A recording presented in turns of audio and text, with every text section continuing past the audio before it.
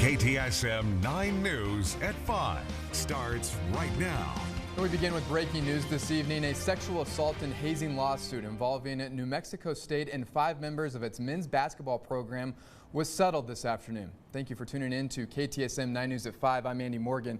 Now, former head coach Greg Heyer was fired after the allegations surfaced, and none of the coaches or players that were with him during his one season at NMSU are still with the program. KTSM 9 sports director Colin Deaver has been following this story extensively for us over the past 6 months. And Colin, I guess what went into today's settlement and then I guess the subsequent case dismissal? Well, Andy, first our viewers will remember that back in April, New Mexico State University's Greg Heyer, an associate head coach Dominique Taylor, and then 3 players, Kim Aiken Jr., Dr. Bradley, and Deshaundre Washington, were named in that sexual assault and hazing lawsuit filed by 2 of their former teammates and the father of one of them, Deuce Benjamin, his father William Benjamin, and then Shakiru Odunewu. The case was settled today and dismissed with prejudice, which means that none of the 5 men named can be sued on these same complaints again. Attorneys for the plaintiffs told KTSM that the suit has been settled as a whole. New Mexico State University, or the state's risk management department, will be releasing the full details of the settlement soon. We've also asked for copies of it, but they are not yet available. The lawsuit made multiple allegations of sexual assault, harassment, and hazing against the 3 players that allegedly occurred from July of 2022 until February of 2023. It also alleged that Heyer and Taylor were made aware of these allegations as early as November 12th of 2022 and did nothing to stop them from taking place and did not report them to the proper authorities. Now, for the 3 plaintiffs, Shaq Odunewu, Deuce Benjamin, and his father William, this settlement today will allow them to move forward.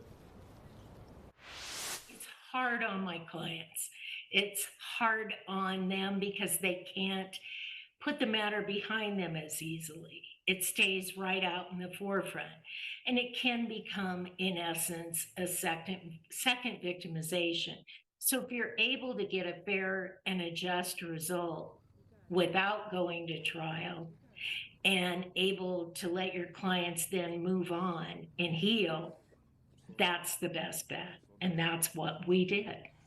We've reached out to Greg Heyer and Dominique Taylor, but have yet to hear back. Deshaundre Washington and Dr. Bradley have commented on social media. Washington said, quote, "I never was that type of person ever," end quote. Bradley saying, quote, "The truth always comes to light," end quote. Now, attorney for Heyer did provide a statement to KTSM saying, quote, "Coach Heyer's version of events was never publicly discussed because he was never interviewed by his former employer, NMSU, or by the attorneys for the plaintiffs. There was no investigation by any agency or group which provided Coach Heyer with the ability to respond to any allegations, all of which he denies. Coach Heyer is pleased to have this chapter behind him and looks forward to returning to coaching," end quote. Heyer's lawyer also told KTSM that he won't be paying anything in the lawsuit. Jolene K. Youngers, who you just heard, the attorney for the plaintiffs, said that NMSU's insurance typically covers employees and agents of the school, which is likely why Heyer's attorney said he won't pay out of pocket. Now, we are still awaiting comment from New Mexico State University at this hour as well. This is the end of the civil case, but the New Mexico Attorney General's office tells KTSM today that it is still investigating it for possible criminal charges at this time, as long as the victims named